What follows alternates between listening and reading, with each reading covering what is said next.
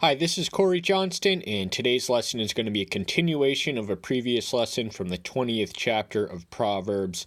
And one of the things we've been doing is dividing these in half, and upon either taking the first half, reviewing the second half of its predecessor, or if taking the second half, reviewing the first half of its predecessor from the same chapter. That's the difference between the second and the first. So we're focusing on the second half today. This is verses 16 through 30. But what we've also been in the habit of doing is picking themes and topics which are addressed most prolifically throughout the preceding verses. And there's just three today. It's socioeconomics and things of that nature. It was a pretty stiff competition between two things which pertain to the king and also two things being children, but we that formed the jux of our predecessor lesson from the 20th. That's what we carried over from the second half of the 19th. And so these verses are verses 4, first one. The lazy one does not plow after the autumn. At harvest time he inquires. There is none. So the consequences of laziness is you are not going to be able to feed yourself.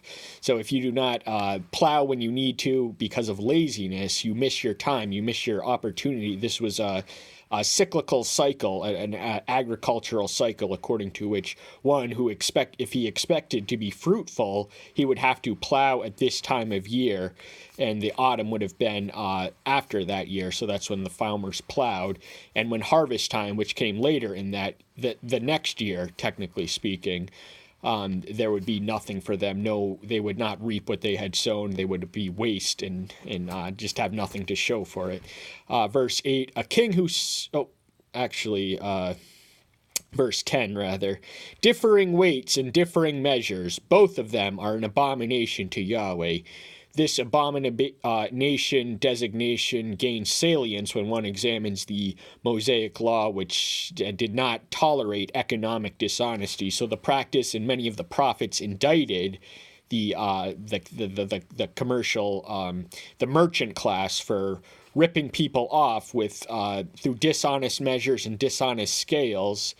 And so they would sell what would be to us a pound and sell it as 11 ounces, for example. Our weight system is not exactly parallel. But the bottom line is both of these are an abomination to Yahweh. Why? Because you are lying and you are stealing from someone. So you are breaking two of his most sacred commandments when you engage in this business practice. Verse 13, do not love sleep, lest you become poor. Open your eyes and be satisfied with bread. So one of the things we've been saying over and over and over again is the interpretive guideline for approaching Proverbs, not as promises, but as principles.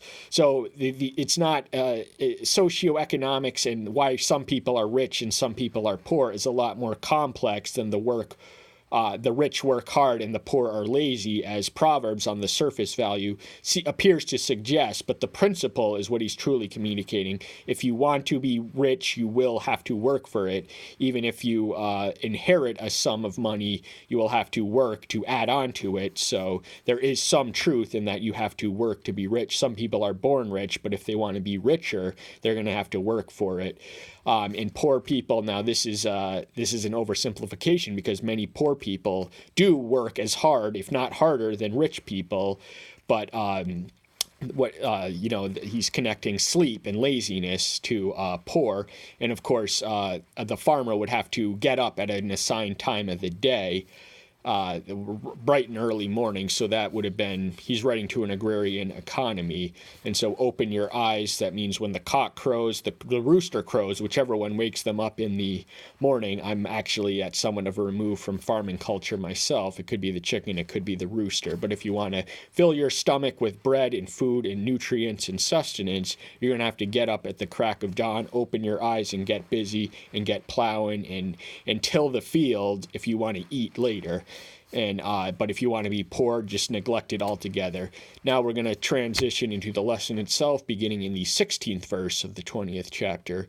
Take the garment of one who is guarantor for a stranger, and hold it as pledge when it is for foreigners.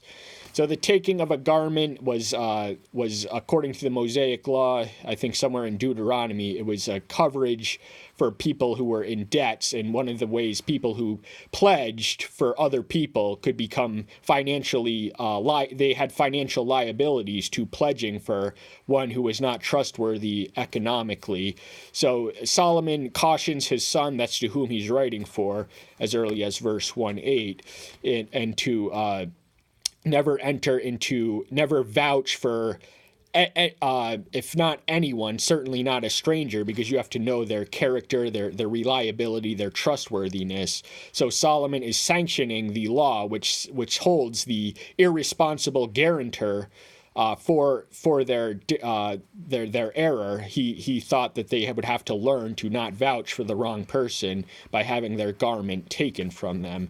And that was the way it operated into the Mosaic law. Solomon is just enforcing that. And as a king, he would have been bound to the Mosaic law, which he did held for the greater part of his life. Foreigners, that elsewhere translates as wayward women. And so, you have to judge the character and quality. If they're a foreigner, that just means they're foreign to you. They're someone you do not know. Much the same thing as stranger. So a foreigner and a stranger are just people you don't know, people you can't evaluate, people you can't assess whether their respective levels of trustworthiness from experience and observation and interaction. Bread gained by deceit might be sweet to a man, but afterward his mouth is filled with gravel. So bread, this just means, wealth attained by plunder or fraud, actually.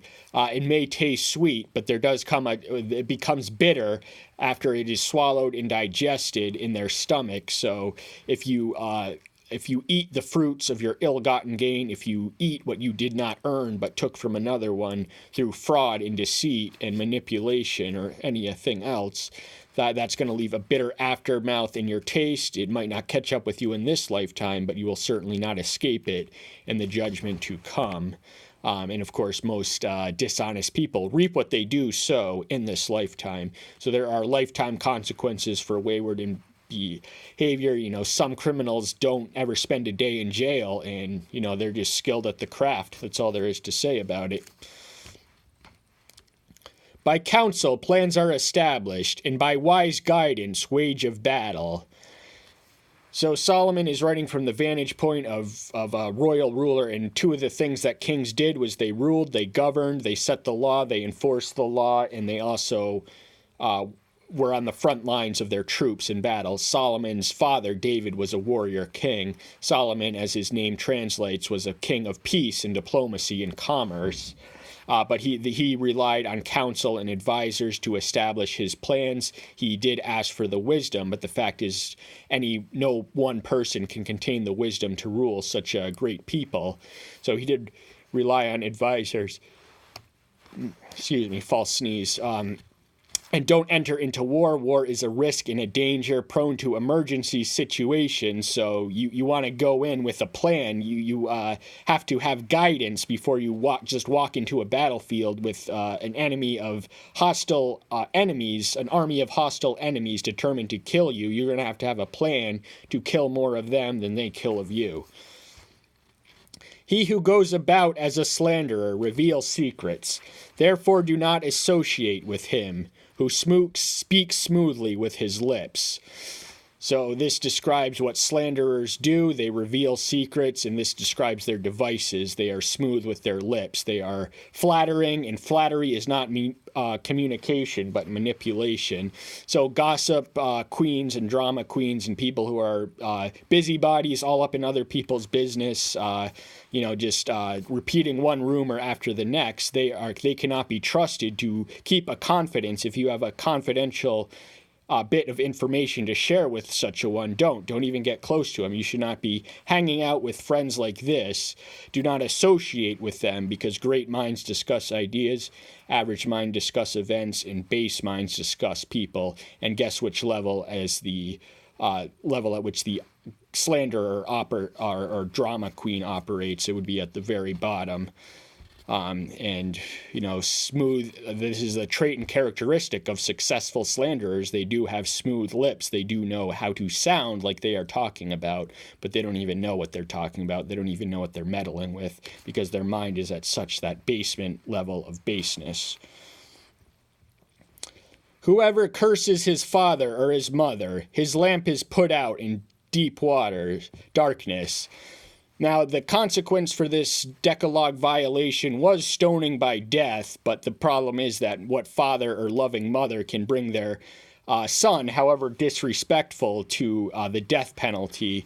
But strictly speaking, that was what was to happen to them. They were serious, and he speaks about this in the recently in some of the material in Proverbs, both chapters 19 and 20, about a disrespectful son. He who plunders a father, chases away his mother, is a son causing shame and bringing reproach, he writes in 1925.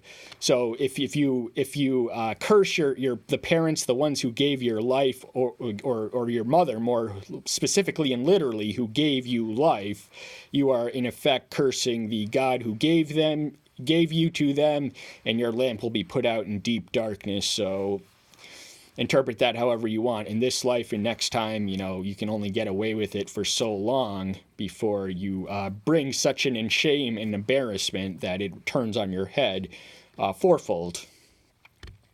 An inheritance obtained with greed at the beginning is not blessed at the end.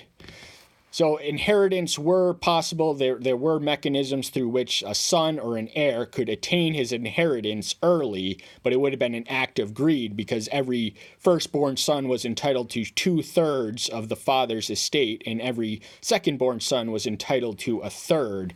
So they could claim it at the beginning, such as the prodigal son did, and when he was doing that, he was effectively cursing his father. He was declaring him dead, because you could, if the father wanted to give it to you, and the Father was a loving typification and personification of our Heavenly Father, who awaits us and allows us to sin and turn back to him in full-scale repentance, such as we witness in that story in Luke 15.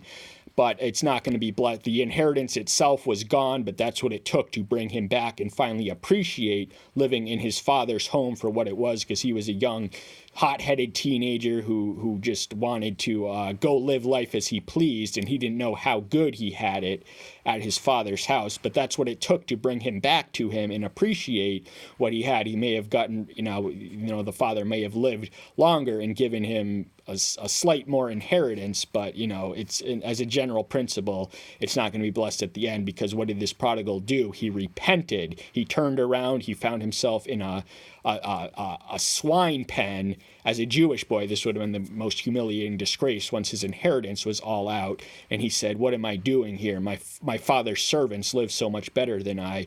I'm going to return to my father's home and beg to be accepted and taken back as one of the servants, because look at me. I tried to do it on my own. Look where I wound up." And then when he is approaching his father is actually looking for him, because what did the Son and Man do? Come to seek and save the lost, Luke 19:10. And then he embraces him before he even asks him to be accepted as his father. He says, "I have sinned against thee." He embraces him back as the son, gives him the white garment, slaughters the fatted calf, and this provokes the jealousy and ire of the elder brother, who is a typology of the Pharisees. But that's another story. I think I did one on that. You can type in Corey Johnston, Luke 15:11-32, if I did do one on that. Do not say, "I repay evil." Wait for Yahweh, and he saves you. So to leave vengeance in his hand demands patience, because a lot of us, the natural man, wants to get even right away, but all rights will be wronged, all retribution will be instilled and distributed accordingly. So whatever we suffer in this life, those who made us suffer will suffer in torment with perhaps in eternity. So it's really an act of faith. Vengeance is mine, declares Yahweh in the book of Deuteronomy. So we have to leave it up to him, be content that his judgment is better than our own. A lot of us would like to take revenge immediately. The natural man takes everything personal and often just lashes out with fantasies of vengeance on those who they think have wronged them, but when they assess and evaluate the situation, they hadn't even wronged them. So it is an act of faith and a reliable one at that, because waiting for Yahweh, he will save you. He will deliver you from all others who are harming you if you have enough faith in him. If your faith is strong, he will deliver you and save you from the one who are inflicting injuries and offenses on you right now. Differing weights are an abomination to Yahweh, and a false scale is not good. Now, we already read this in the 10th verse, something identical. I mean, not exactly identical, but similar enough. The only difference is that here it says it declares not good. That's not quite the same thing as an abomination, but a false scale and differing weights, these were two measuring rods of the same thing. So the principle would have been, because every false scale would have contained differing weights, and every differing weight would have been a false scale. So they're both an abomination, and just for added emphasis, he says not good, which is a bit of an understatement coming after what is not an overstatement. They are an abomination because they are two things. They are lying and they are stealing. They are violating two of his most sacred commandments when dishonest merchants who engage in this practice. The steps of a man are from Yahweh. What does a man know about his own way? So, man, our life is a mystery. We don't have the answers to where we will end up. We know neither our purpose or a destiny, but we can, if we surrender it to Yahweh, his will be done. He will give us the daily guidance, and he will give us the steps of our path.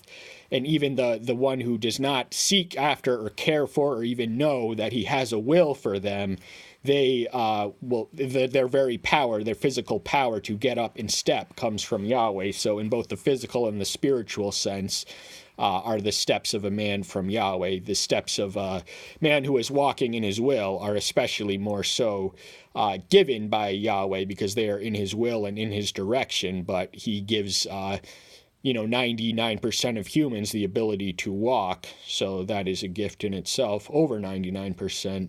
And man, we do not know the beginning from the end. Yahweh has us from the womb to the tomb. He knows what he has planned and foreordained for us. We don't know. We have to live by faith. We have to live with mystery and trust in him for our daily guidance. And as we walk in his way, maybe he'll tell us more about what he has in plan, in store for you as you walk further and more fully with him. But we do have to live with a lot of the mystery, and that's what it means to walk by faith. It is a snare for a man to say rashly, "It is sacred," and only later to reconsider his vows. So the practice of taking vows would have been just giving yourself an irreversible oath according to which you could not relent. And, you have to use your words carefully, think carefully, and choose your words carefully, because if you say that this vow is sacred and walk into something you're going to violate and turn back on, then you are inviting ruin on your own head, and that is a snare. It is a trap it's almost a temptation and a quick, cheap, easy way out for the rash person to call sacred what he swears on. So a lot of people will rashly swear on their daughter's life, et al., etc., and occasionally swear to God. But then they reconsider their vows, and a vow is something you don't want to reconsider. It has to be something that is, serious consequences. So you have to choose something that you are willing to live by perfectly for the remainder of your days, or the length, the duration of the vow. Nazirite vows were, sometimes 30 days, but they were vows. You can read of those in Numbers 6. We're going to return to the passage. A wise king winnows out the wicked and turns the wheel over them. So it was a mark and measure of wisdom to winnow out the wicked from the human society. That is one of the king's prerogatives, to enact and administer justice. And there were corrupt people in Solomon's court. He did make mention of this in Ecclesiastes.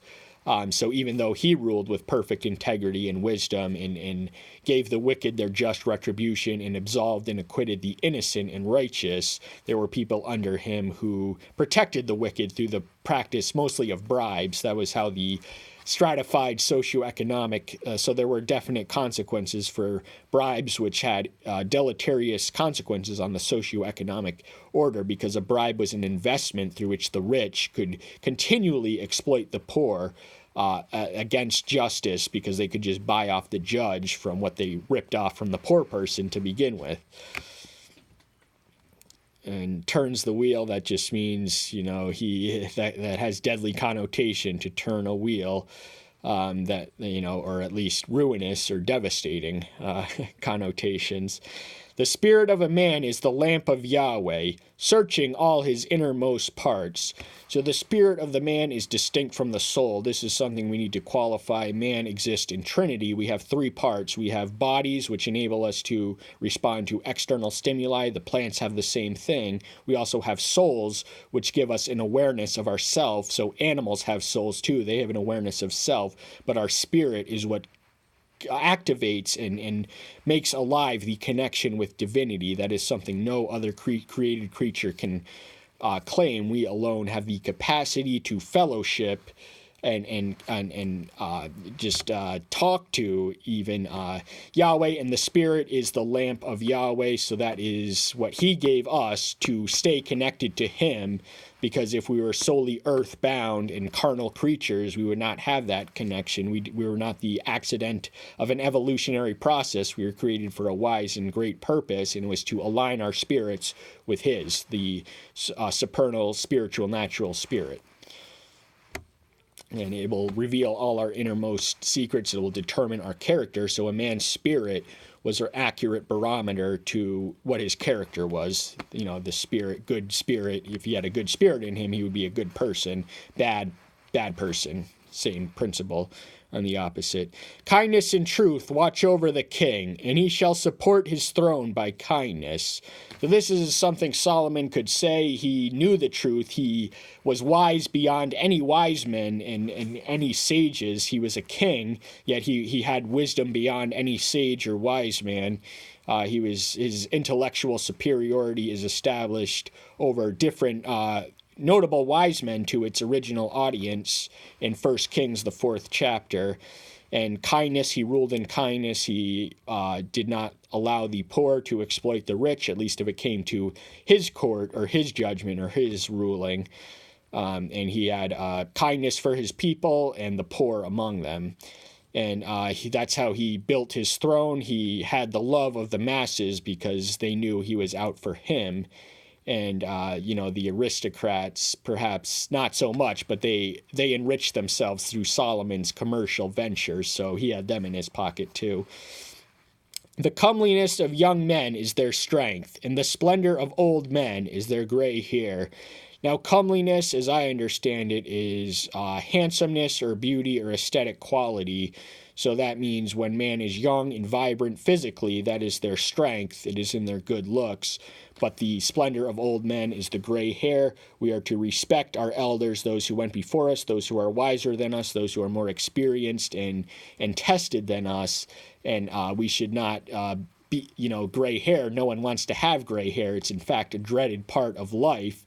But that's one of the things we have to embrace as we grow from from youth to old age, and we should accept it. We should consider ourselves fortunate to have made it that far in life and not look at it as a curse. The blows that wound cleanse away evil and strokes the inner parts of the heart. So with evil people, you have to use force because they cannot be persuaded by logic or reason or any or kindness. You have to use force. That is what instills in their brains that they are evil. They should cease from their evil. They have to stop doing wickedly. And it'll ideally convict their heart and conscience that what they have done is wrong, but it will send that signal. But of course, some people are so wicked and so hard-hearted and stubborn to go their own way and live life as they want to live that they will not be convicted by any amount of discipline. And discipline and correction, and especially forceful correction, is necessary and proper for the raising of children and also the improving of some citizens. Physical pain is an effective and reliable disciplinary measure to instill goodness across society upon people who have no inclination otherwise to perform it. That's all the time we have for today. Thank you so much. I'm so glad you're here. Stay tuned until next time. I'll see you then. Bye-bye.